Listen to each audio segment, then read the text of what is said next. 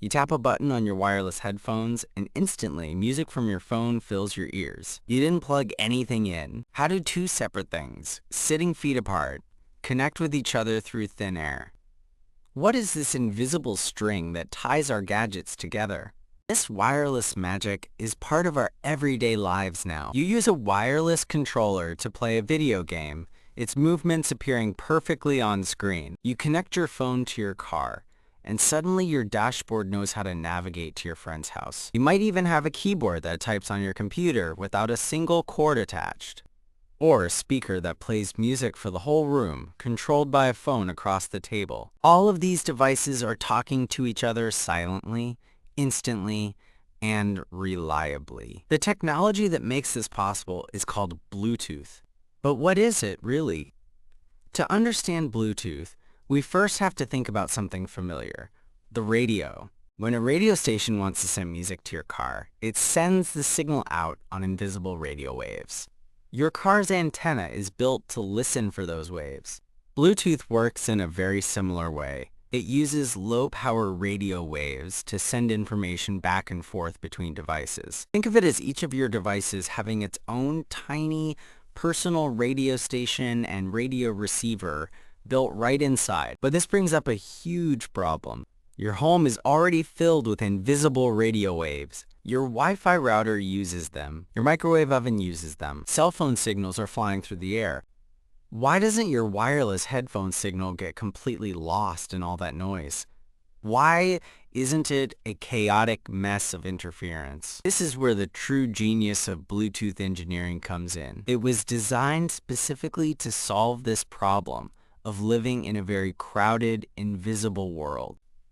Instead of shouting its signal out for everyone to hear, a Bluetooth device does something much smarter. It creates a small, private network just for your gadgets. This is called a personal area network, or a piconet. It's like a secret bubble of communication that exists only around you. Inside this bubble, one device acts as the leader or the master.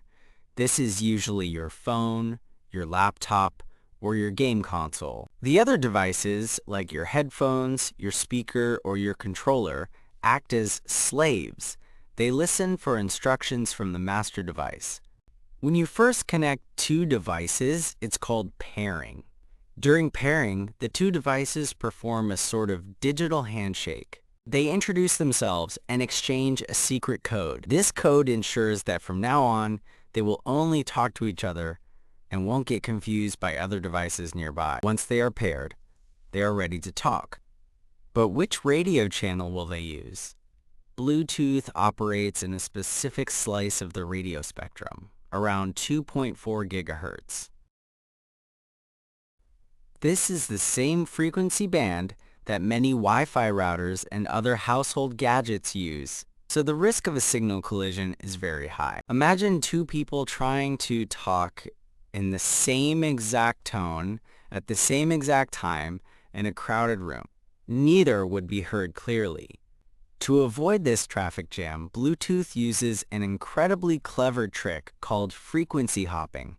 Instead of staying on one single radio channel, your Bluetooth devices are constantly jumping between 79 different channels. And they do this incredibly fast. They can hop to a new channel up to 600 times every single second. Think of it like trying to have a conversation while hopping between dozens of different tiny empty rooms. The master device, your phone for example, creates a random-looking hopping pattern and shares it with the slave device, your headphones. Now, both your phone and your headphones are hopping between these 79 channels in perfect synchronization, like a pair of dancers who know the choreography by heart. If they happen to hop onto a channel that's already busy with a Wi-Fi signal, it doesn't matter. They don't fight for the space. A fraction of a second later, they just hop to the next channel in the sequence, which is likely to be clear. This constant, coordinated dance allows your Bluetooth signal to neatly sidestep interference and keep your connection crystal clear. So what are they actually sending during this high-speed dance? They're sending small bundles of information called packets. If you're listening to music, Your phone breaks the song down into thousands of tiny digital packets. It then sends these packets, one by one, to your headphones, which reassemble them back into a seamless song. If you're using a wireless mouse, it's sending tiny packets of information about its exact position and which buttons you've clicked.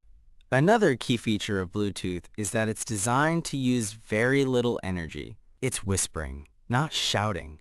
This is why a device with a tiny battery, like a wireless earbud, can run for hours on a single charge. The radio signals are strong enough to cross the room, but weak enough to save power. And what about the name? The technology was named after Harald Bluetooth Gormson, a Viking king who lived over 1,000 years ago.